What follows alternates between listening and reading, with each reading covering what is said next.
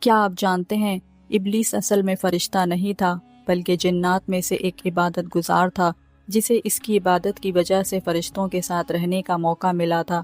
ابلیس جسے اسرائیل بھی کہا جاتا ہے اصل میں جنات میں سے ایک بہت بڑا عبادت گزار تھا جسے اس کی طویل عبادت کی وجہ سے فرشتوں کے ساتھ رہنے کا موقع ملا تھا۔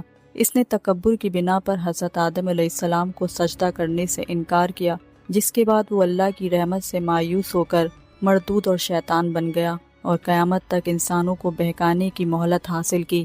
اکثر مفسرین کے مطابق ابلیس فرشتہ نہیں بلکہ جن تھا جسے آگ کے شعلے سے پیدا کیا گیا۔ مردود ہونے سے پہلے اس کا نام اسرائیل تھا اور اسے معلم ملکوت یعنی فرشتوں کا استاد بھی کہا جاتا تھا۔ جب اللہ تعالیٰ نے حضرت آدم علیہ السلام کو سجدہ کرنے کا حکم دیا تو ابلیس نے کہا، میں اس سے بہتر ہوں، تو نے مجھے آگ سے پیدا کیا اور اسے مٹی سے۔ لفظ ابلیس ابلس سے نکلا ہے جس کے معنی مایوس ہونے کے ہیں، کیونکہ وہ اللہ کی رحمت سے مایوس ہو گیا۔ اس نے اللہ سے قیامت تک زندہ رہنے کی مہلت مانگی اور قسم کھائی کہ وہ انسانوں کو سیدھے راستے سے بہکائے گا۔